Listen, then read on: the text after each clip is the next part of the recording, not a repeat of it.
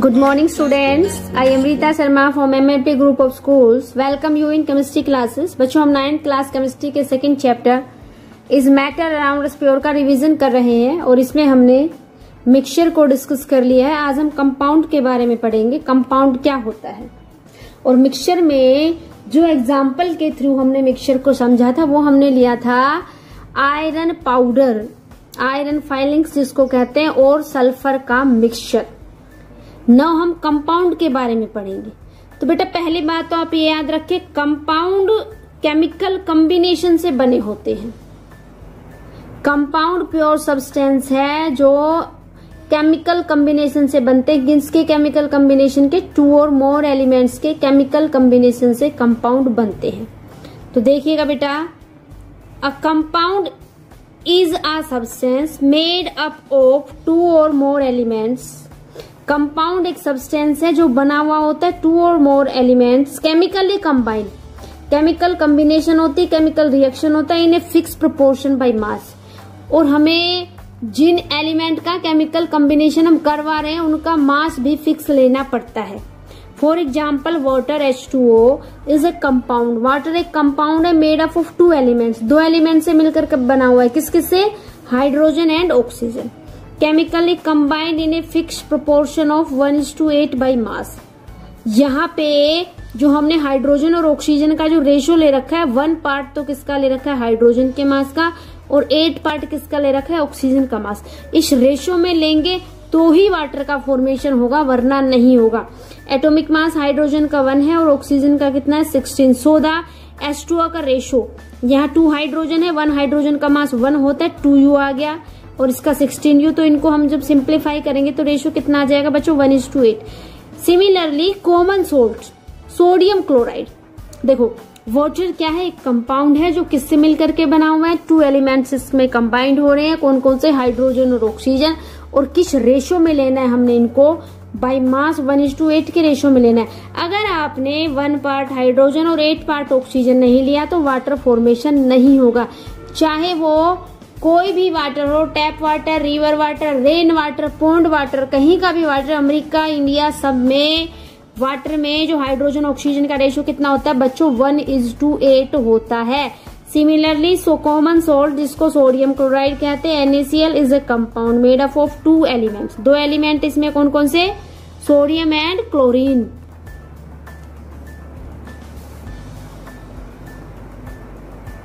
Ammonium chloride NH4Cl is a compound made up of 3 element. 3 element है कौन कौन से? Nitrogen, hydrogen and chlorine. Sand silicon dioxide is a compound made up of silicon and oxygen. And marble limestone जिसको कहते हैं calcium carbonate, वो भी compound है। किस किस से मिलकर के बना हुआ बच्चों? कैल्शियम से, कार्बन से एंड ऑक्सीजन एलिमेंट से। तो यहाँ पे आपको कुछ पिक्चर्स दिखाई दे रही होंगी। ये कैल्शियम कार्बोनेट है, marble stone, sodium hydroxide NaOH की पैलेट्स हैं। बहुत जल्दी मॉइस्चर को एब्जॉर्ब करता है। थोड़ी देर आप ओपनली एयर में रख देंगे तो ये वेट हो जाता है। और ये कॉपर सल्फेट के ब्लू कलर के क्रिस्टल्स है। ओके बच्चों, बेटा कुछ और एग्जाम्पल देखिएगा कंपाउंड के। और एक ये बात भी आप याद रखें, कंपाउंड में उसके कंस्टिट्यूएंट्स जिससे मिलकर के कंपाउंड बना है उनकी प्रॉपर्टी नहीं होती है। अभी आपको एग्जाम्पल दिया है वाटर का। वाटर किससे मिलकर के बना हुआ है? हाइड्रोजन और ऑक्सीजन से। हाइड्रोजन एक कंबस्चल गैस है, इसमें आग लग जाती है, जल जाती है। ऑक्सीजन आग जलाने में सहायक है, लेकिन वाटर में इन दोनों की ही प्रॉपर्टी नहीं है। वाटर तो फायर एक्सटिंग्विशर का काम करता है, आग बुझाने में काम आता है। तो कंपाउंड में उसके कंस्टिट्यूएंट्स एलिमेंट की प्रॉपर्टी नहीं होती है, कुछ अलग प्रॉपर्टीज होती हैं। सम मोर एग्जाम्पल ऑफ कंपाउंड देखिएगा। Ammonia NH3 ammonia gas, carbon dioxide CO2 ice, H2O steam, H2O chalk, calcium carbonate CaCO3 जिसको लाइम स्टोन कहते हैं, कैल्शियम कार्बोनेट, लाइम और quick lime, calcium oxide, slack lime, calcium hydroxide को कहते हैं, COH2, methane, CH4, glucose, C6H12O6 sugar, C12H22O11 starch, C6H10O5 enzymes baking soda, sodium hydrogen carbonate NaHCO3, washing soda, sodium carbonate Na2CO3, potassium nitrate KNO3, potassium sulphate K2SO4, sodium sulphate Na2SO4, copper sulphate CuSO4, iron sulphide FeS, hydrochloric acid HCl, sulphuric acid H2SO4, nitric acid HNO3, hydrogen bromide HBr, sodium hydroxide NaOH. We have given the formula of all these compounds so that you may be able to write name of element present in them. इसलिए इतने सारे compound के name बताए गए ताकि आप इनके फॉर्मूले और इनके नेम आप अच्छे से लर्न कर सके. Compound can be further divided into 3 class. 3 category में डिवाइड कर रखा है. कुछ कंपाउंड एसिड होते हैं, कुछ कंपाउंड बेस होते हैं, कुछ सोल्ट होते हैं on the basis of their properties. ये आके आपको 10th क्लास में एक चैप्टर आएगा बच्चों एसिड बेस साल्ट, वहां पे हम इसको कंप्लीट स्टडी करेंगे. नो बच्चों एक डिफरेंस हम डिस्कस कर रहे हैं किस किस के बीच में, मिक्सचर और कंपाउंड के बीच में. ठीक है, मिक्सचर और यहाँ पे है कंपाउंड. तो मिक्सचर क्या है? Mixture can be separated into its constituents by physical process. Mixture को हम अलग कर सकते हैं फिजिकल प्रोसेस से, फिल्टर करके. जैसे हमने सैंड और वाटर का मिक्सचर बनाया, सोयल और वाटर का मिक्सचर बनाया, तो आप फिल्टर कर दो, मिट्टी अलग हो जाएगी और वाटर अलग हो जाएगा. चॉक पाउडर और वाटर का मिक्सचर बनाया तो भी आप सेपरेट कर सकते हो. इवेपोरेशन से कर सकते हैं. जैसे हमने सोल्ट और वाटर का मिक्सचर बना लिया, अब सोल्ट तो उसमें दिखेगा नहीं, लेकिन हम इवेपोरेशन कर देंगे, वाटर इवेपोरेट हो जाएगा, सोल्ट बच जाएगा. सब्लिमेशन, डिस्टिलेशन, सोलवेंट्स, मैग्नेट, हम फिजिकल प्रोसेस से मिक्सचर को सेपरेट कर सकते हैं, चाहे होमोजीनियस मिक्सचर हो चाहे heterogeneous. Compound can not be separated into its constituent by physical process. Compound को फिजिकल प्रोसेस से हम उसके कंस्टिट्यूएंट्स में अलग नहीं कर सकते, कोई केमिकल प्रोसेस अलग कर सकता है. जैसे वाटर में से अगर हाइड्रोजन और ऑक्सीजन गैस को हमें सेपरेट करना है तो इसका डीकम्पोजिशन करवाना पड़ेगा, इलेक्ट्रिसिटी पास आउट करके केमिकल रिएक्शन हमें करवानी पड़ेगी बच्चों. ठीक है, नेक्स्ट देखिएगा, ये mixture shows the property of इस कंस्टिट्यूएंट. मिक्सचर में उसके कंस्टिट्यूएंट्स की प्रॉपर्टी होती है.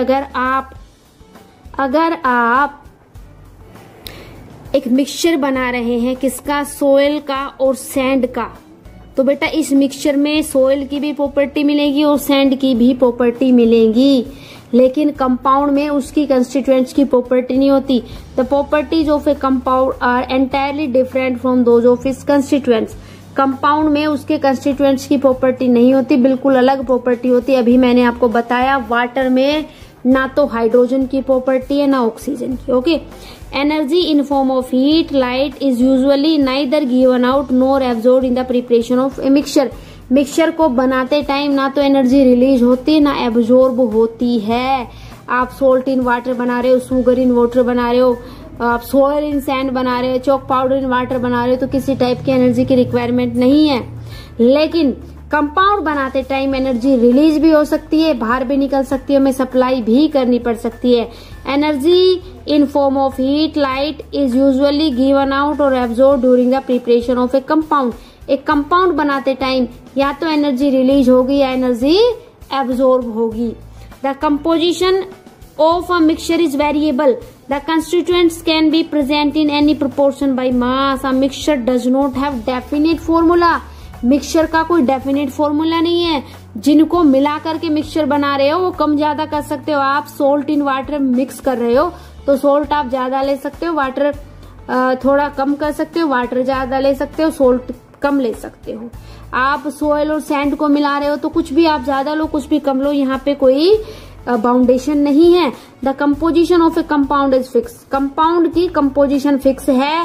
The constituents are present in a fix proportion by mass. A compound has definite formula. Compound का डेफिनेट फॉर्मूला होता है. कंपाउंड बनाते टाइम अगर आपने फिक्स रेशो जो होना चाहिए वो नहीं लिया तो कंपाउंड नहीं बनेगा. फॉर एग्जाम्पल अगर आपको वाटर बनाना है तो हाइड्रोजन 1 पार्ट होनी चाहिए और oxygen 8 part by mass present होगी तो ही वाटर बनेगा. A mixture does not have fixed melting and boiling point. Mixture का मेल्टिंग और बॉइलिंग पॉइंट फिक्स नहीं होता है.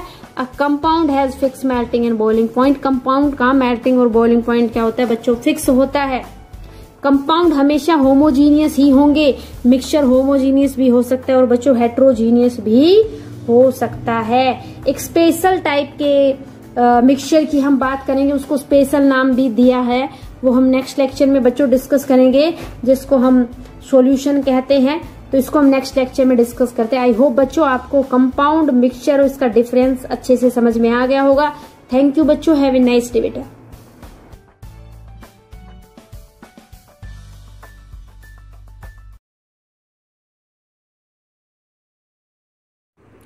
Good morning students. बेटा हम पार्ट 2 पढ़ रहे थे लासा की ओर।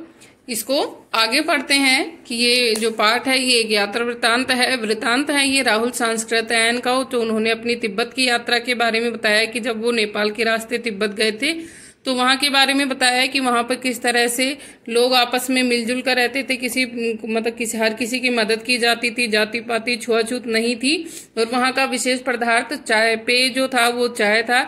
इसके बारे में बताते हैं कि वहां पर कानून व्यवस्था ना के बराबर थी, कि वहां पर हथियार रखने का कानून नहीं था। इसी कारण से जो लोग हैं वो पिस्तौल बंदूक सरेआम लेकर घूमा करते थे। और उसी के आगे बताया कि किस प्रकार से लेखक है वो अपने साथियों से बिछड़ जाता है, उसका घोड़ा पीछे रह जाता है। तो आगे है, लेखक के अनुसार वे एक ऐसे दुर्गम स्थान पर पहुंच गए जो पहाड़ों से घिरे टापू की तरह लग रहा था। मैदान के भीतर की पहाड़ी दिखाई देती थी। इस पहाड़ी को तिंगरी समाधिगिरी है। गांव में सुमति के बहुत यजमान थे, वे उन्हें कपड़े के गंडे बनाकर देते थे। वे अपने यजमानों के पास जाना चाहते थे। लेखक को प्रतीत हुआ कि 1 सप्ताह तो लग ही जाएगा। लेखक ने उनको कहा कि वे जिस गांव में ठहरे हैं उसी में गंडे बांटे, आसपास के गांव में न जाएं। लासा पहुंचने पर लेखक उसे रुपए दे देगा। सुमति ने स्वीकार कर लिया। अगली सुबह उन्हें कोई भी सामान उठाने वाला नहीं मिला। आग बरसाती धूप में उन्हें चलना पड़ रहा था। उस जगह की धूप बहुत कठोर थी। उनका सिर धूप से तिलमिला रहा था और पीछे का कंधा है वो ठंडा पड़ा था। उन्होंने पीठ पर सामान लादा और चल पड़े। वे सुमति के साथ शेखर विहार की ओर चल दिए। तिब्बत कई जागीरों में बटी हुई है। इसका अधिकतर हिस्सा मठों में मिला हुआ है। स्वयं जागीरदार खेती करते हैं। उनके सारे रख रखाव एक भिक्षु देखता था और जागीर के आदमियों के लिए राजा से कम नहीं होता था। शेखर का मुखिया बड़ा ही सभ्य था। वे लेखक से बहुत प्यार से मिले। वह एक मंदिर में गए जहां बुद्ध वचन अनुवाद की हस्तलिखित 103 पोथियां रखी हुई थी। लेखक का आसन भी वहीं पर लगाया गया। वे मोटे कागजों पर लिखी हुई थी। हर पोथी का भार 5 सेर के लगभग था। लेखक पुस्तकों को पढ़ने लगा और सुमति अपने यजमानों से मिलने चला गया। सुमति दूसरे दिन गई और दोपहर तक लौट आए। फिर उन्होंने अपना सामान उठाया और भिक्षु नमसे से विदाई लेकर चल पड़े। फिर बता रहे हैं कि वो किस प्रकार से कि जो वहां पर जो जागीर होते थे वो राजा के समान थे। और वहां पर बुद्ध वचन की जो एक मंदिर में गए थे वहां बुद्ध वचन अनुवाद की 103 पोथियां थी और हर पोथी थी उसका भार कम से कम 3 सेर था। तो पहला प्रश्न है इसमें, थौला के पहले आखिरी गांव पहुंचने पर भिखमंगे के वेश में होने के बावजूद लेखक को ठहरने का उचित स्थान मिला, जबकि दूसरी बार यात्रा करते समय भद्रवेश में भी उन्हें उचित स्थान नहीं दिला सका। क्यों? कि वो कह रहे हैं कि जब वो पहली बार यात्रा करने के लिए गए थे तो उन्हें ठहरने के लिए उचित स्थान मिला, वो भिखमंगे के वेश में गए थे तब भी, और दूसरी बार वो सभ्य भद्रवेश में गए थे उसके बाद भी उन्हें उचित स्थान नहीं मिला। इसका क्या कारण था? तो इसका कारण था संबंधों का महत्व।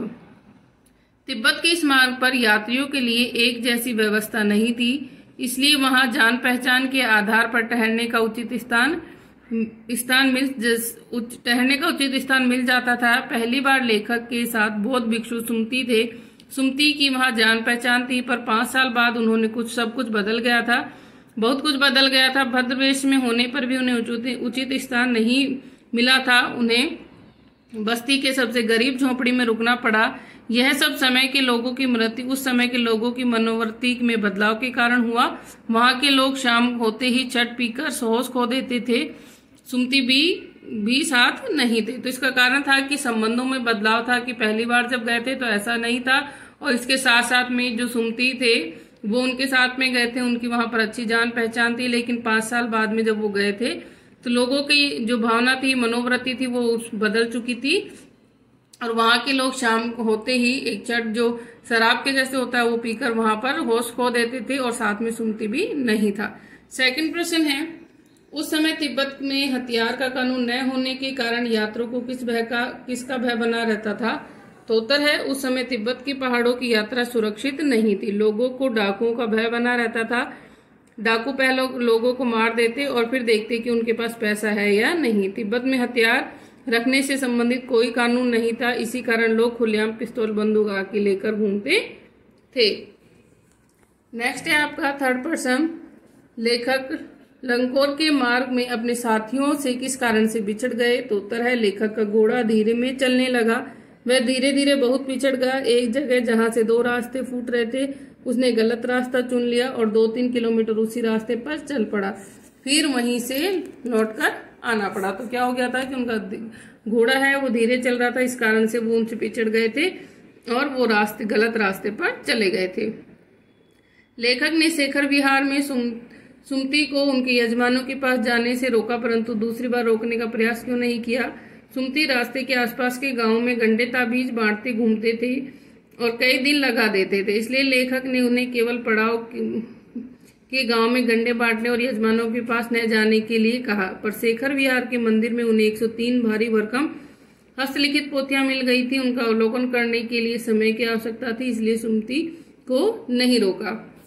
पहली बार उनको रोका क्योंकि उनको पास के ही गांव में जाने के लिए बुला, लेकिन दूसरी बार क्योंकि उनको जो बुद्ध वचन की जो पोथियां थी वो मिल गई थी पढ़ने के लिए, इसलिए उनको नहीं रोका। अपनी यात्रा के दौरान लेखक को किन कठिनाइयों का सामना करना पड़ा? तो उस बीहड़ स्थानों से गुजरना पड़ा। 16-17 हजार फीट ऊंची जो पर्वत था उनको लांघना पड़ा। ऐसे स्थानों से जाना पड़ा जहां डाकू बिना बात खून कर देते थे। तिब्बत के विचित्र मौसम को झेलना पड़ा। यहाँ चेहरे पर यदि धूप पड़ रही हो तो उसे झेलना बड़ा कठिन होता है, उसी समय यदि कंधे में छाया हो तो वह बर्फ हो रहा था। अपना प्राय अपनी पीठ पर उठाकर बीहड़ों में पैदल यात्रा करनी पड़ी। तो उनको कई कठिनाइयों को सामना करना पड़ा कि ऊंची ऊंची जो पर्वत है उनको चढ़ना पड़ा। इसके साथ साथ में धूप भी बहुत पड़ रही थी, साथ में ही डाकुओं का भी खतरा बना रहता था कि कोई भी उनको मार सकता था। अगला प्रश्न है, प्रस्तुत यात्रा वृत्तांत में बताइए कि उस समय तिब्बती समाज कैसा था? तो उत्तर है इसका यात्रा तिब्बत के समाज में छुआछूत, जाति पाति आदि कुप्रथाएं नहीं थी। कि सबसे पहले तो कि जो तिब्बत है उसमें के समाज में छुआछूत, जाति पाति आदि कुप्रथाएं नहीं थी। उस समय तिब्बती औरतें पर्दा नहीं करती थी, अपरिचित अतिथि की भी सेवा करते थे। उस समय तिब्बती समाज में हथियार रखने का कोई कानून नहीं था, इस कारण लोग लाठी की भांति बंदूक लेकर घूमते थे। उस समय तिब्बत की जमीन जागीरदारों में बटी हुई थी, जिसका ज्यादातर हिस्सा मठों के साथ हाथ में होता था। लास्ट प्रश्न है, मैं अब पुस्तकों के भीतर था, नीचे दिए गए विकल्प में से कौन सा वाक्य का अर्थ बताता है? तो उत्तर आएगा इसमें लेखक पढ़ने में रम गया था।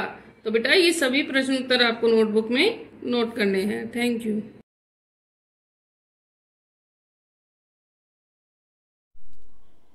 गुड मॉर्निंग स्टूडेंट्स, कैसे हैं आप सभी? मैं रोहित सर आपके लिए सेल चैप्टर के कुछ इंपॉर्टेंट क्वेश्चंस लेकर आया हूं। आज हम 21 से लेकर 26 तक क्वेश्चंस करेंगे और ये जो हमारा सेक्शन है ये कंप्लीट हो जाएगा। 3 मार्क्स का जो सेक्शन था ये पूरा। मैं आपको बताता हुआ चलूँ कि ये इतने सारे जो क्वेश्चंस जो आपको करवाए जा रहे हैं, इसका मेन मोटिव है कि आपके जो कॉन्सेप्ट्स हैं वो क्लियर हो जाएं। अब ये आपने देखा होगा 21 क्वेश्चन। मैंने अपनी ऑनलाइन क्लासेस के अंदर आपको ये डायग्राम अच्छे तरीके से सिखाया था, draw a well diagram of a plant cell, और उसमें से कम 8 इंपॉर्टेंट जो सेल ऑर्गेनेलीज हैं उनको मेंशन करना है। तो जब प्लांट सेल की बात आती है तो प्लांट सेल में आपको क्या करना है, सेल वॉल भी बनानी है और क्या बनाना है उसके बाद प्लाज्मा मेम्ब्रेन, जिसको हम सेल मेम्ब्रेन बोलते हैं। तो 8 इंपॉर्टेंट ऑर्गेनेलीज के आपको बताने। एक तो क्या बता दिया, वैक्यूल बता दिया आपने।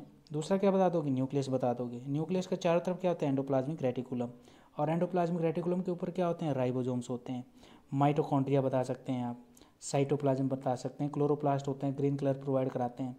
तो कुल मिला के अगर देखा जाए गोल्गी बॉडीज़ भी बता सकते हैं आप, क्योंकि जो एंडोप्लाज्मिक जो रेटिकुलम है जो चीज़ सिंथेसाइज करता है वो कहाँ स्टोर करता है, गोल्गी बॉडीज़ के अंदर ही स्टोर करता है।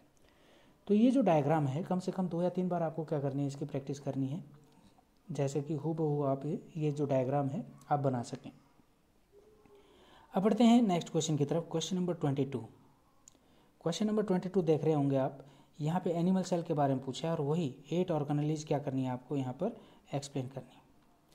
तो एनिमल सेल की अगर हम बात करें तो इसमें क्या होती है, प्लाज्मा मेम्ब्रेन होती है जिसको हम सेल मेम्ब्रेन भी बोलते हैं। लेकिन क्या नहीं होता, सेल वॉल नहीं होती है।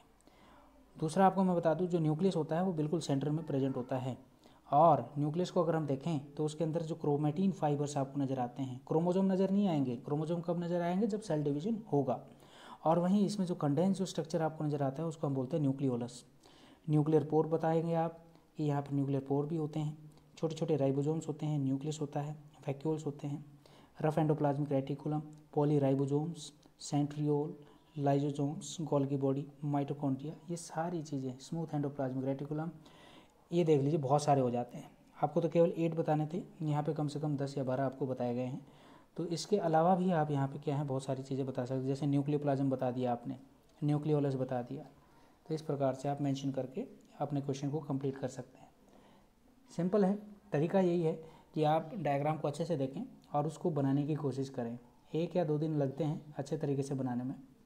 जब 1 या 2 दिन में जब आप इसको बिना देखे आप अगर बनाएंगे तो बहुत अच्छे तरीके से बन जाएगा, लेकिन practice can make a man perfect. Another question is the draw a diagram of a prokaryotic cell and label at least 4 parts in it. Prokaryotic cell आपको बनाना है और उसके 4 पार्ट्स को क्या करना है, आपको लेबल करना है। तो आप ये देखेंगे, ये प्रोकैरियोटिक सेल है, इसमें फ्लैजिलम प्रेजेंट होती है। प्लांट सेल और एनिमल सेल में कोई फ्लैजिलम आपको देखने को नहीं मिलती है। फ्लैजिलम क्या करती है, मूवमेंट कराने में भी हेल्प करती है। राइबोसोम्स होते हैं, डीएनए किस फॉर्म में होता है, न्यूक्लियोइड की फॉर्म। जो जेनेटिक मटेरियल होता है प्रोकैरियोटिक के अंदर वो न्यूक्लियोइड की फॉर्म में होता है, इनका कोई प्रॉपर स्ट्रक्चर नहीं होता है। प्लाज्मा मेम्ब्रेन होती है, सेल वॉल भी इनके अंदर प्रेजेंट होती है, कैप्सूल की शेप में होते हैं, प्लाज्मिड होते हैं इनके अंदर और पीली प्रेजेंट होते हैं। और इसके अलावा लास्ट में अगर हम देखें तो साइटोप्लाज्म जो इसके अंदर जो प्रेजेंट होता है, सेल के अंदर जो लिक्विड होता है उसको हम क्या बोलते हैं, साइटोप्लाज्म बोलते हैं। तो ये जो डायग्राम है ये भी बहुत इंपॉर्टेंट है, इसको भी आप अच्छे तरीके से बनाइएगा। 3 डायग्राम आपको बताए मैंने, एनिमल सेल, प्लांट सेल और साथ में प्रोकैरियोटिक सेल।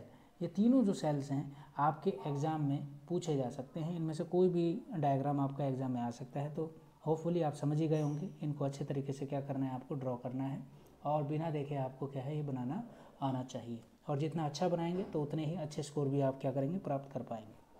चलिए अब हम चलते हैं क्वेश्चन नंबर 24। क्वेश्चन नंबर 24 आपकी स्क्रीन पर है। What happens when egg is first put hydrochloric acid for some times and then placed in a concentrated salt solution? क्या होगा अगर हम एग को सबसे पहले तो HCl के अंदर रखें कुछ समय के लिए और उसके बाद उसको सॉल्ट सॉल्यूशन के अंदर रखें तो क्या होगा।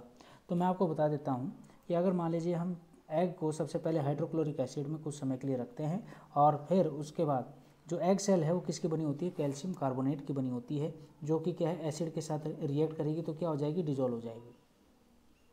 सेकेंड, जब हम उसी एग को, सेम डीसेल्ड एग को हम क्या करेंगे, कंसनट्रेटेड सॉल्ट सॉल्यूशन के अंदर रखेंगे तो जो एग है वो क्या हो जाएगा, श्रिंक हो जाएगा बिकॉज ऑफ ऑस्मोसिस, ऑस्मोसिस के कारण। सिंस द जो कंसनट्रेशन है जो सॉल्ट सॉल्यूशन का वो क्या है, हाइपरटोनिक है और water will be flow from inside the egg to the outside, मतलब जो यहाँ पर जो वाटर का जो फ्लो होगा वो इनसाइड टू आउटसाइड होगा। तो this will make the egg shrink, इसका मतलब क्या है, ये एग को क्या कर देंगे, श्रिंक कर देंगे। तो ये चीज़ें आप समझ गए होंगे कि हाइड्रोक्लोरिक एसिड के अंदर अगर मान लीजिए हम एग को रखते हैं तो वहाँ पर क्या होगा, एसिड के साथ रिएक्ट करेगा कैल्शियम कार्बोनेट तो डिजोल्व हो जाएगा।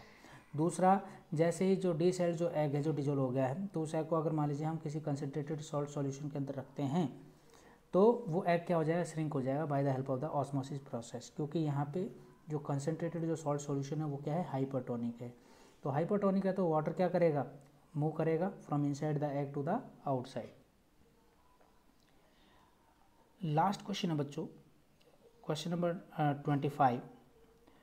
What happens when, sorry second last है, what happens when raisins are placed in water at room temperature, water at 4 degree Celsius, concentrated sugar solution. देखिए अगर मान लीजिए हम रेजिन्स को, मतलब आपने खाए होंगे रेजिन्स, रेजिन्स को क्या बोलते हैं, रेजिन्स को बोलते हैं हम किशमिश।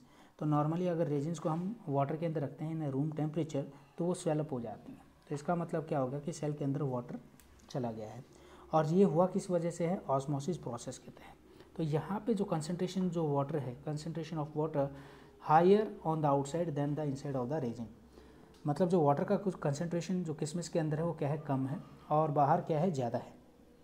तो इसी वजह से जो रेजिन है वो यहाँ पर क्या हो जाती है, स्वेलअप हो जाती है। नेक्स्ट क्वेश्चन है कि वाटर एट 4 डिग्री सेल्सियस, अगर रेजिन्स को हमने क्या किया 4 डिग्री सेल्सियस के अंदर रख दिया तो क्या होगा। अगर मान लीजिए हम रेजिन्स को प्लेस करते हैं 4 डिग्री सेल्सियस में, तो they will swell up as the water enter the cells due to the osmosis. Same होगा, यहाँ पर भी ऑस्मोसिस प्रोसेस के तहत जो सेल है वो स्वेलअप हो जाएगी। But due to the low temperature, कम टेम्परेचर होने के कारण जो रेट है वाटर एंटर करने का रेजिन्स का वो क्या हो जाएगा, कम हो जाएगा दैन द रूम टेम्परेचर। और लगभग जो रूम टेम्परेचर होता है वो कितना होता है 20 to 25 डिग्री सेल्सियस। तो जो रेट है यहाँ पर ऑस्मोसिस का वो क्या हो जाएगा, कम हो जाएगा। नेक्स्ट था कि अगर मान लीजिए हम उसको शुगर सॉल्यूशन के अंदर रख दें रेजिन्स को तो क्या होगा। शुगर सॉल्यूशन के अंदर अगर मान लीजिए रेजिन्स को रखा जाता है तो resins will wilt and shrink. तो क्या होगा कि वहाँ पर आप देखेंगे कि भाई रेजिन्स के अंदर जो वाटरी कंसनट्रेशन वो ज़्यादा हो जाएगी और शुगर सॉल्यूशन के अंदर क्या है वाटरी कंसनट्रेशन कम है। तो इससे यहाँ पर क्या होगा, एक्सॉस्मोसिस आपको देखने को मिलेगा कि जो आप देखेंगे कि जो रेजिन्स हैं उसके अंदर से जो वाटर है वो आउटसाइड क्या करेगा, अपनी मूवमेंट करेगा। क्वेश्चन नंबर 26, क्वेश्चन नंबर 26 आप देख पा रहे होंगे यहाँ पर, where can you find the following structures. ये बहुत सारे स्ट्रक्चर्स आपको दिखा रखे हैं, chromoplast, nucleoid, cell wall, Golgi apparatus, centriole, dictyosomes. तो ये बताना है कि कहाँ पर पाए जाते हैं। सबसे पहले है क्रोमोप्लास्ट। क्रोमोप्लास्ट की अगर हम बात करें तो ये प्लांट सेल साइटोप्लाज्म के अंदर पाए जाते हैं, मतलब प्लांट सेल के अंदर पाए जाते हैं लेकिन साइटोप्लाज्म के अंदर। न्यूक्लियोइड प्रोकैरियोटिक सेल के अंदर पाए जाते हैं। सेल वॉल प्लांट सेल के अंदर होती है और सेल मेम्ब्रेन के चारों तरफ मौजूद होती है। गोल्गी एपरेटस ये यूकैरियोटिक सेल्स के अंदर पाए जाते हैं और ये एंडोप्लाज्म के रेटिकुलम के पास होते हैं। सेंट्रियोल्स की बात करें तो ये केवल एनिमल सेल्स में होते हैं और डिक्टियोसोम्स ये केवल प्लांट सेल्स के अंदर होते हैं। तो होपफुली गाइस आप सभी समझ गए होंगे कि कितने क्वेश्चन हैं। 6 क्वेश्चन हैं, बहुत ही इंपॉर्टेंट है आपके एग्ज़ाम के पॉइंट ऑफ व्यू से। तो इनको कम से कम 2 या 3 बार रिवाइज ज़रूर करें। अगर कोई डाउट है, कोई पर्सन है तो आप मुझे डायरेक्ट कांटेक्ट करके क्या कर सकते हैं, पूछ सकते हैं। तो आपसे फिर मुलाकात होगी कल। तो आज के लिए इतना ही है, नए टॉपिक के साथ कल आपसे मुलाकात करेंगे नए टॉपिक के साथ। तो इसलिए आज के लिए इतना ही। धन्यवाद। जय हिंद, जय भारत, नमस्कार।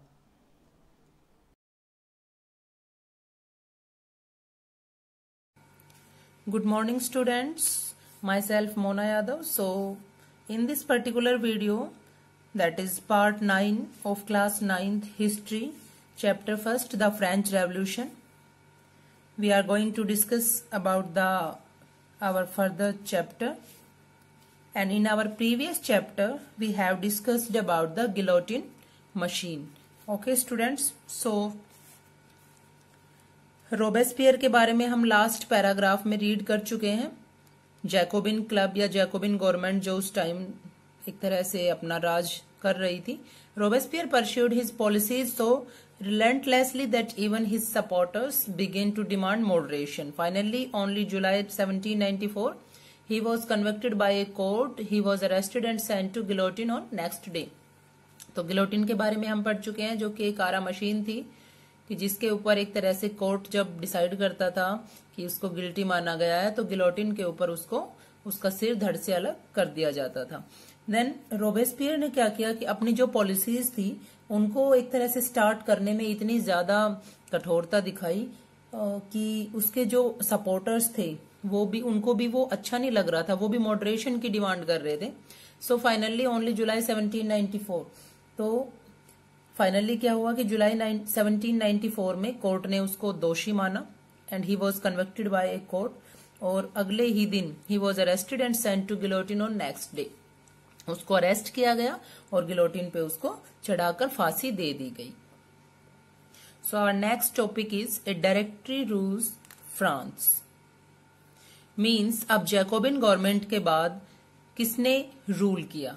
सो the fall of the Jacobin government allowed the wealthy middle classes to seize power. Jacobin सरकार का जब फॉल हो गया, उसका पतन जब हो गया, तो जो एक तरह से सत्ता थी, जो पावर थी, उसकी बागडोर किसके हाथ में आ गई, जो मिडिल क्लासेस के लोग थे उनके हाथ में। जो वेल्दियर मिडिल क्लासेस थे मीन्स एक तरह से जो मिडिल क्लास के संपन्न लोग थे, पैसे वाले लोग थे, धनी लोग थे, उनके हाथ में पावर आ गई। So a new constitution was set up which denied the vote to non propertied section of society. एक नया संविधान तैयार हुआ और इस नए संविधान के अकॉर्डिंग जो संपत्तिहीन लोग थे या नॉन प्रॉपर्टीड लोग थे, जिनके पास प्रॉपर्टी नहीं थी, उनसे फिर से उनका जो राइट टू वोट था वो छीन लिया गया और लोगों को इस तरह से मींस राइट टू वोट से वंचित कर दिया गया। So it provided for 2 elected legislative council. तो इस संविधान में 2 लेजिस्लेटिव काउंसिल जो है चुनी गई, उनको मान्यता दी गई। These then appointed a directory. ठीक है, तो एक तरह से इन्हीं लेजिस्लेटिव काउंसिल्स ने 5 सदस्यों वाली 5 मेंबर्स वाली an executive made up of 5 members वाली एक एग्जीक्यूटिव को चूज किया, उसको चुना। तो this was meant as a safeguard against the concentration of power in a 1 man executive as under the Jacobins. तो ये एक तरह से किस तरह की कोशिश थी कि जो जैकोबिन गवर्नमेंट के शासनकाल में जो 1 मैन अंडर मीन्स एक व्यक्ति के अंडर जो एक तरह से एग्जीक्यूटिव जो है चल रही थी, उससे बचने की कोशिश की गई थी। So although the directors often clashed with the legislative councils who then sought to dismiss them. Then students, directory में टोटल 5 मेंबर्स थे। अब इसमें हम पढ़ रहे हैं कि जब डायरेक्टरों का झगड़ा होता था, उन डायरेक्टर्स का झगड़ा होता था, तो किससे होता था? एक तरह से लेजिस्लेटिव काउंसिल से, who then sought to dismiss them. तो वो उनको बर्खास्त करने के लिए सोचते थे, मीन इनको डिसमिस करने की सोचते थे। The political instability of the directory open the way for the rise of a military dictator Napoleon Bonaparte. So now we will discuss about a important person, that is Napoleon Bonaparte. Okay, so इसमें directory की जो राजनीतिक अस्थिरता थी या political instability थी, उसके बाद क्या हुआ कि उसने एक नया रास्ता खोल दिया एक मिलिट्री डिक्टेटर के लिए, एक तानाशाह के लिए, जो था Napoleon Bonaparte. Okay students, and then all these changes in the form of government, the ideals of freedom, of equality before the law, of fraternity remained inspiring ideals that motivated political movements in France and the rest of Europe during the following century. Means ये जो चीजें, ये जो changement government में हो रही थी, जैसे स्वतंत्रता, समानता या भाईचारा, इस तरह की चीजें, तो ये एक तरह से इंस्पिरेशन बने लोगों के लिए। ये सिर्फ फ्रांस के नहीं बल्कि कंप्लीट यूरोप के, and the rest of Europe during the following century. Means आने वाली शताब्दी में, आने वाले टाइम में भी ये एक तरह से लोगों के लिए मोटिवेशनल या इंस्पिरेशनल थॉट के रूप में शामिल हुए। So next point is, did women have a revolution? Then this is the important question, did women have a revolution? क्या महिलाओं के लिए भी रिवॉल्यूशन हुआ? क्या वुमेन के लिए भी क्रांति हुई? So from the very beginning women were active and participate in events which brought about various many important changes in France society। शुरू से ही जो वुमेन थी, महिलाएं थी, जो फ्रांस सोसाइटी में इतने महत्वपूर्ण लाने वाली जो एक्टिविटीज थी, उसमें एक पॉजिटिव रूप से वो हिस्सा लेती थी, भाग लेती थी, मीन्स उनकी पूरी भागीदारी रहती थी। So they thought that their involvement would pressurise the revolutionary government to introduce measures to improve their lives. वो सोचती थी कि एक तरह से उनको होप थी कि जब अगर वो कंट्रीब्यूशन अपना दिखाएंगी तो जो रिवोल्यूशनरी गवर्नमेंट है वो इनका जीवन सुधारने के लिए कुछ अच्छे कदम उनके फेवर में जरूर उठाएंगे। Most women of the third estate had to work for a living. अब थर्ड एस्टेट की मोस्टली वुमेन को काम करना होता था अपने जीवन जीने के लिए। सो दे वर्कड एज सीमस्ट्रेसेस और laundresses, sold flowers, fruits and vegetables at the market, और were employed as domestic servants in the houses of wealthy people. Means क्या क्या काम वो करती थी कि एक तरह से वो कपड़ों की सिलाई, बुनाई, धुलाई का काम करती थी, बाजारों में फूल फल सब्जियां बेचती थी, और जो पैसे वाले लोग थे या धनी लोग थे उनके घरों में एक तरह से साफ सफाई का या मेड का काम भी करती थी। Most women did not have access to get education और जॉब ट्रेनिंग। अब बहुत सारी महिलाओं को के लिए पढ़ाई लिखाई एंड कुछ अलग ट्रेनिंग वगैरह की फैसिलिटीज जो है वो एक्सेस नहीं थी, मीन्स उनके लिए उपलब्ध नहीं थी। ओनली डॉटर्स ऑफ नोबल्स और prosperous members of the third estate could study at a convent, after which their families arranged a marriage for them. अब केवल जो नोबल फैमिली की लड़कियां थी और तीसरे एस्टेट की जो धनी लोगों की, संपन्न लोगों की जो लड़कियां थी, वेल्दियर पीपल्स की जो गर्ल्स थी, वो ही कॉन्वेंट में पढ़ती थी और उसके बाद उनका विवाह कर दिया जाता था, उनकी मैरिज कर दी जाती थी। So working women had also to care for their families. अब काम करने वाली जो महिलाएं थी वो अपने परिवार के पालन पोषण के लिए भी उनको अनेक काम करने पड़ते थे। For example cook, fetch water, Q up for bread and look after the children. Their wages were less than those of men. अब किस तरह के वर्क, जैसे खाना पकाना, पानी लाना या लाइन में लगकर रोटी वगैरह लेके आना या बच्चों की देखभाल करना, तो इस चीज के लिए their wages were less than those of man, उनकी जो मजदूरी थी वो पुरुषों की अपेक्षा बहुत ज्यादा कम थी. In order to discuss and voice their interests, women started their own political clubs and newspapers in order to discuss. Then इन सब चीजों के लिए महिलाओं ने स्टार्ट किए अपने पॉलिटिकल क्लब्स एंड खुद के न्यूज़पेपर्स, चर्चा करने के लिए. मीन्स अपने जो पॉलिटिकल राइट्स से थे उनकी रक्षा करने के लिए और उन पे चर्चा करने के लिए महिलाओं ने खुद के क्लब खोल लिए. और इसी तरह कुछ न्यूज़पेपर्स भी उन्होंने निकाले. Then about 60 women's clubs came up in different French cities. तो फ्रेंच की डिफरेंट सिटीज में अबाउट 60 क्लब्स जो है वो खुल गए थे. और उनमें जो सबसे फेमस क्लब था, the society of revolutionary and Republic women was the most famous of them. ये सबसे फेमस क्लब था उसमें. And one of their main demand was that man and women should have similar political right. अब उसमें उनकी demand क्या थी कि जो मैन एंड वुमेन है उनके लिए जो पॉलिटिकल राइट्स है वो एक जैसे होने चाहिए. Women were disappointed that the constitution of 1791 reduced them to passive citizens. अब औरतों को बहुत ज्यादा निराशा मिली थी. कब? जब 1791 का जो कॉन्स्टिट्यूशन बना था फ्रांस में, तो उस टाइम उनको रिड्यूस किया गया था, मींस पैसिव सिटीजन्स के रूप में. मैंने आपको बताया था 2 तरह के जो सिटीजन्स है उसमें डिवाइड किया गया था लोगों को, active citizens and passive citizens. Then women को पैसिव सिटीजन्स में रखा गया था, जो निष्क्रिय नागरिक थे, जिनके पास कोई राइट नहीं था. They demanded the right to vote, to be elected to assembly and to hold political office.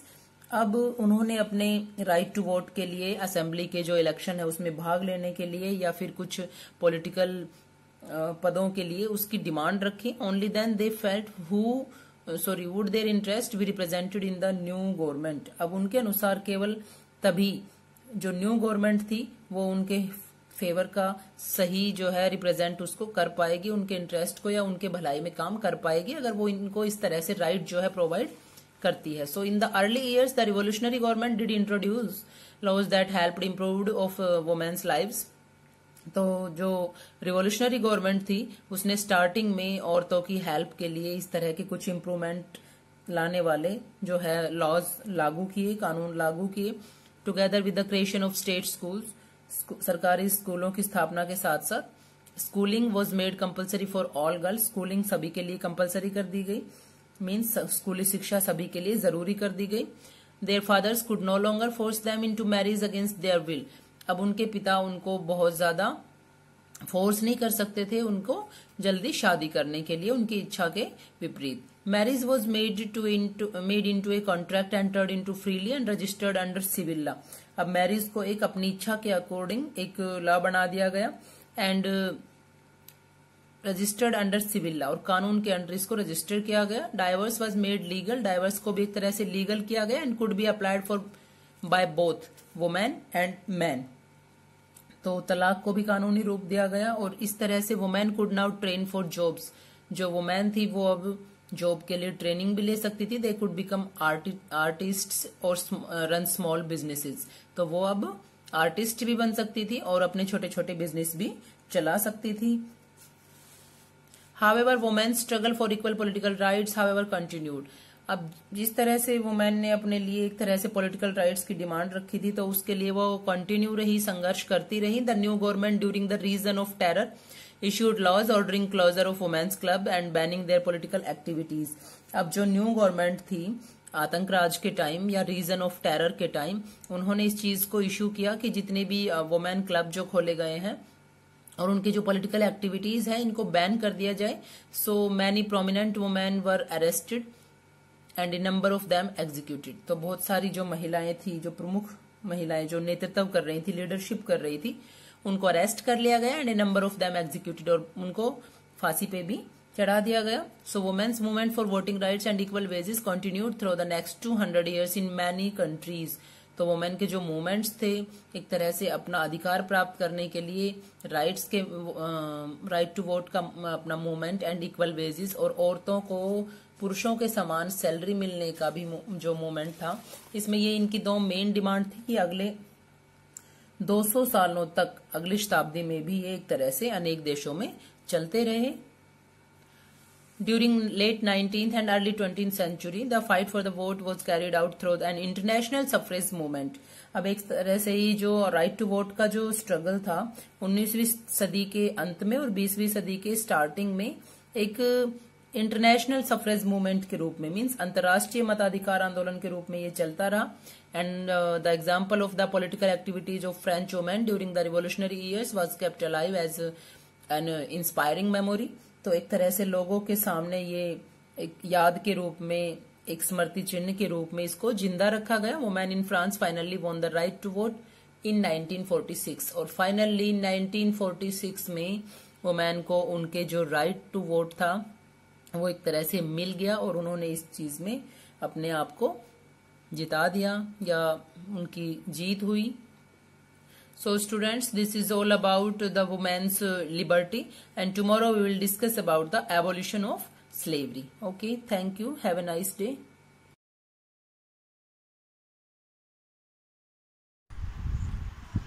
Hello, good morning students. This is Jyoti ma'am, your maths teacher. Let's start today our maths class, chapter 13, exercise 13.1, surface area and volume. Question number 7 करेंगे आज। Question number 7 है, Shanti sweet stall was placing an order for making cardboard boxes for packing their sweets. Shanti sweets stall पर एक order है, मतलब card boxes बनाने के लिए, और वो बॉक्स किस लिए? पैकिंग देयर स्वीट्स, मिठाई को पैक करने के लिए। 2 sizes of boxes were required, 2 size के बॉक्स की रिक्वायरमेंट है। द बिगर ऑफ डायमेंशन, जो बड़ा बॉक्स है उसके लिए 25 centimetre length, 20 centimeter breadth and 5 centimeter height, and the smaller of dimension 15 centimeter length, 12 centimeter breadth and 5 centimeter breadth. 5% of the total surface area is extra required. 5% जो है उसके total surface area के लिए required extra की ज़रूरत है for all the overlaps, उसकी packing के लिए। If the cost of the cardboard is rupees 1000 centimeter square, 1000 centimeter square के लिए cost कितनी गिवन है? ₹4. Find the cost of cardboard required for supplying 250 boxes of each kind. हमें cost जो find करनी है वो 250 box के लिए find करनी है, और जो 250 box है वो bigger भी है और 250 smaller box भी है। तो सबसे पहले बिगर और स्मॉलर बॉक्स का क्या फाइंड करेंगे? Total surface area. तो उसके लिए सबसे पहले लेंथ,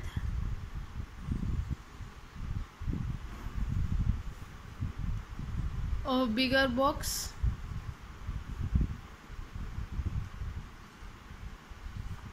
इज इक्वल टू में 25 सेंटीमीटर, ब्रेथ इक्वल्स टू में 20 centimetre, and height 5 centimetre. TS से total surface area of bigger box 2 into LB plus BH plus में HL, लेंथ, ब्रेथ और हाइट पुट करेंगे इसमें वैल्यू। 2 इंटू LB, L हमारे पास 25, breadth 20 plus breadth 20, height 5 plus height 5, length 25। 225 को 2 से करेंगे 500, प्लस 20 को 5 से करेंगे 100, प्लस 25 को 5 से करेंगे 125। इन सबको ऐड करेंगे और मल्टीप्लाई बाय 2 इंटू 5 600, 700, 725। 2 से मल्टीप्लाई करने पर 1450 सेंटीमीटर स्क्वायर। ये किसका आ गया? बड़े बॉक्स का आ गया। अब इसमें 5% एक्स्ट्रा लगना है ओवरलैप के लिए, 5% extra surface of total surface area is required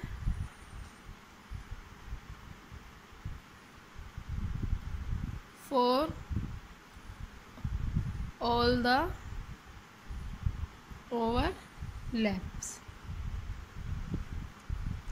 तो 5% किसका फाइंड करना है? 5% of 1450।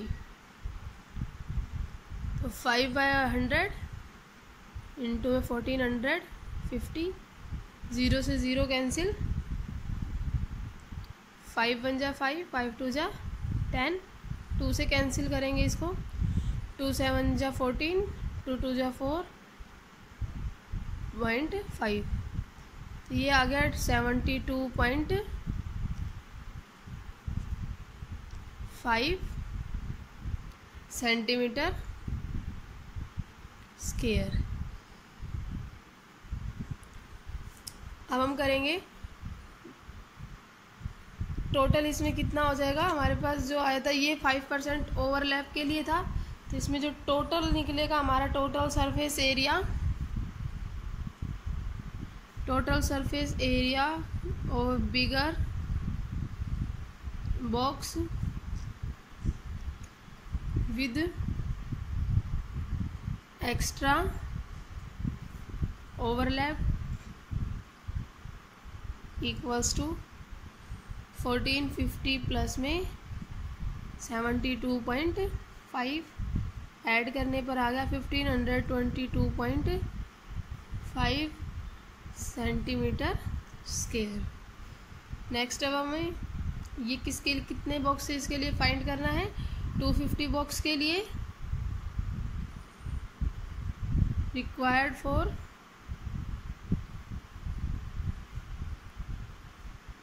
250 boxes equals to 250 multiply में 1522.5 मल्टीप्लाई करेंगे देन 380,625 सेंटीमीटर स्क्वायर। ये कंप्लीट हमारा 250 बॉक्स के लिए आ गया बिगर बॉक्स का। अब हमें कॉस्ट गिवन है, cost of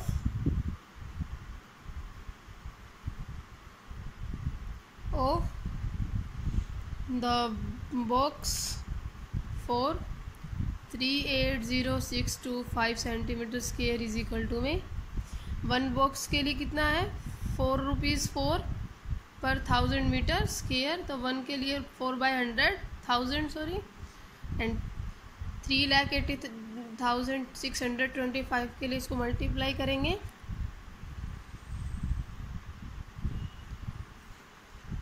मल्टीप्लाई करने पर ये कंप्लीट हमारा फिर से क्या आ जाएगा? 1522.50। अब इसी तरह से हमें सेम किसका निकालना है? स्मॉलर बॉक्स का। तो length of smaller box equals to में 15 सेंटीमीटर, ब्रेथ 12 सेंटीमीटर,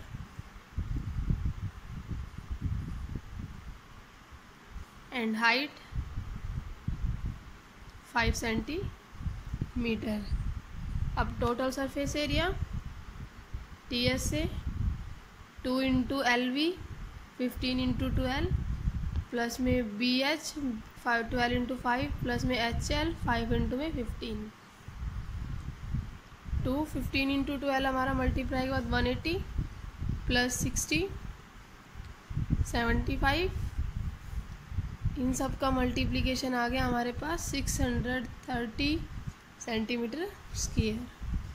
और हमें अब 5% के लिए 5% एक्स्ट्रा रिक्वायर्ड चाहिए। इस तरह से हमने बिगर बॉक्स का फाइंड किया, इस तरह से स्मॉलर बॉक्स का करना है। 5/100 इंटू में 630, 0 से 0 कैंसिल, 5 1 जा 5, 5 2 जा 10, 2 3 जा 6, 2 1 जा 2, 2 5 जा 10, 31.5 centimetre square. Total surface area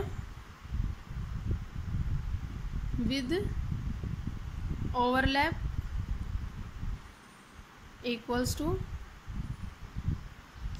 कितना आया था हमारा इसका टोटल सरफेस एरिया 630 प्लस में 31.5 प्लस करने पर 661.5 सेंटीमीटर स्क्वायर। अब इस तरह से हमने कितने बॉक्सेस का फाइंड करना है, 250 बॉक्सेस का रिक्वायर्ड फॉर 250 boxes and 600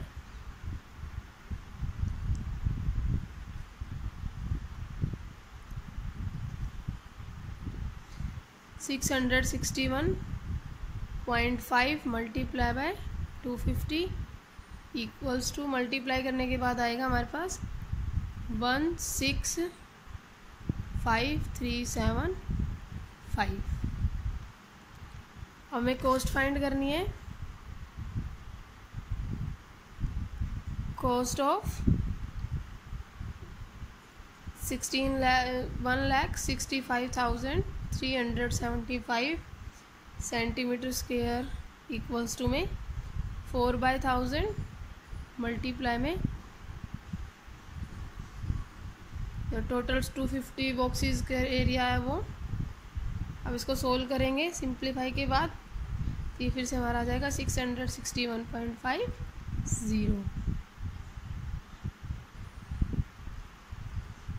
अब हमें दोनों कॉस्ट निकालनी है, total cost bigger and smaller boxes की। टोटल कॉस्ट इक्वल्स टू, अब बिगर के हमारे पास आई थी 1522.5 प्लस में स्मॉलर की आई है 661.50, तो दोनों को प्लस करने के बाद आ गया हमारे पास 2,184 रुपीज़। तो टोटल हमें 250 बॉक्सेस के लिए, दोनों साइज़ के बॉक्सेस के लिए हमें कितने रुपए की रिक्वायरमेंट है, 2,184। Thank you.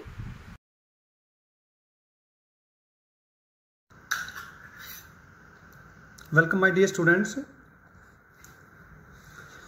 I am Hirlal sir from MLP International School Rajpura, and welcome again in YouTube class of English of standard 9th, and we are doing our first chapter of this book, Movement. This is the English supplementary reader, and we are doing our first chapter, so we are going to discuss the question answer of this chapter. So first of all I want to tell you beta, these are the textbook exercise questions. Then the first question is, what are the things the child sees on his way to the fair?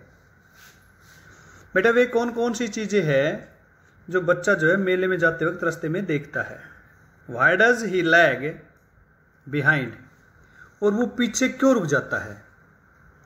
तो answer देखिए क्या होगा। On his way to the Basant fair, बताया गया है कि भाई बसंत का हम कहें कि भाई मेला था। The child sees a flowering mustard field, सरसों का फूलों से भरा हुआ खेत देखता है। A group of dragonflies, मधुमक्खियों का एक झुंड देखता है। ए लोन ब्लैक बी, एक अकेली काली मक्खी। बटरफ्लाइज, तितलियां। लिटिल इंसेक्ट्स एंड वॉर्म्स, ये चीजें वो रास्ते में देखता है। In the fair he wants many things, यानी रास्ते में वो बहुत सी चीज़ें चाहता है। वट आर दे, वो क्या है। Why does he move on without waiting for an answer, बगैर इंतजार किए हुए उत्तर का वो क्यों चल देता है। आंसर हमारे पास है बेटा, the child find himself in a new and beautiful world of colourful balloons, sweets, flowers, A merry go round and a snake charmer. He wants the burfi, the balloon, the garland, but he is compelled to move on because he knows the harsh nature of his parents. कुल मिला के इसमें यह है कि बेटा वो फल खरीदना चाहता था, खिलौने खरीदना चाहता था, झूले पर झूलना चाहता था, बर्फी चाहता था, गुब्बारे चाहता था, लेकिन वो अपने पापा के स्वभाव को अच्छी तरह जानता था।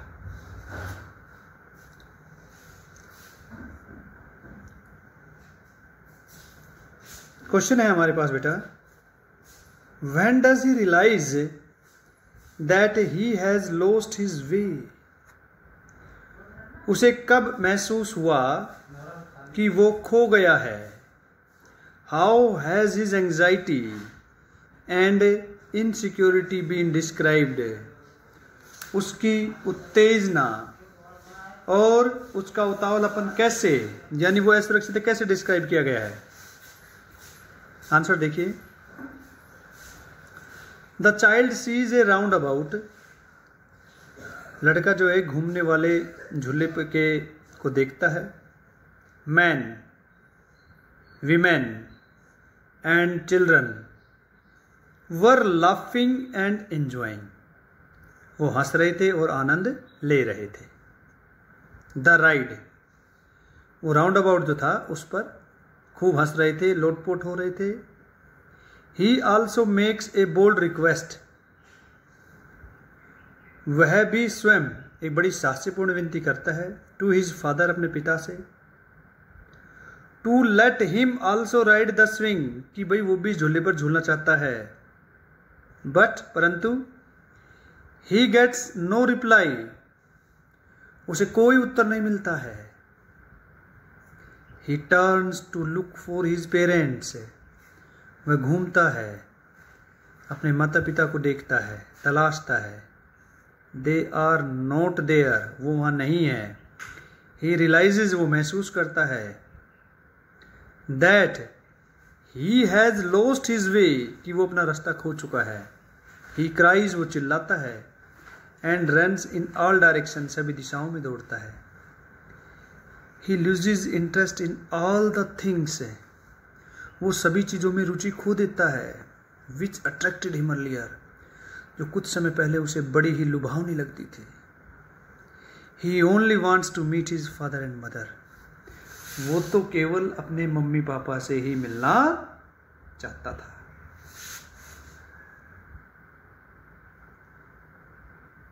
तो क्वेश्चन हम 4th पर अब चलेंगे। अब देखिए, why does the lost child loose interest in the things that he had wanted earlier. बेटा क्वेश्चन क्या है, जो खोया हुआ बच्चा जो है उन चीजों में रुचि क्यों खो देता है जिन्हें वो पहले चाहता था। As long as the child was with his parents, जब तक बच्चा अपने माता पिता के साथ था। He was in happy mood, तो वो बड़ा खुश था। He wanted to buy toys, वो खिलौने खरीदना चाहता था। स्वीट्स, मिठाई खरीदना चाहता था। बैलून्स, गुब्बारे एंड फ्लावर गार्डन्स, और फूलों की माला। But separated from his parents, लेकिन जैसे ही वो अपने माता पिता से अलग हुआ, he felt alone and insecure, वो बिल्कुल अकेला पड़ गया और अपने आप को असुरक्षित समझने लगा। Naturally he lost interest in all the things, और जब हम इनसिक्योर फील करते हैं बेटा, तो सभी चीजों से इंटरेस्ट हमारा भाग जाता है। बिल्कुल यही बात उसके साथ हुई। ही हैड वांटेड अर्लियर, जिन चीज़ों को वो पहले चाहता था उन चीज़ों में अब उसका इंटरेस्ट नहीं रहा। तो कुल मिला के हमारा आंसर यही होगा, क्योंकि वो अपने आप में feeling insecure, he felt insecure. तो बेटा आज की वीडियो में 4 ही क्वेश्चन है, आप लोगों ने अपनी नोटबुक में करने हैं और इन्हें आप फेयर हैंडराइटिंग के अंदर आप करेंगे। और नेक्स्ट यूट्यूब में नेक्स्ट ऑनलाइन क्लास में फिर मिलते हैं, तब तक के लिए आपका धन्यवाद। Thank you.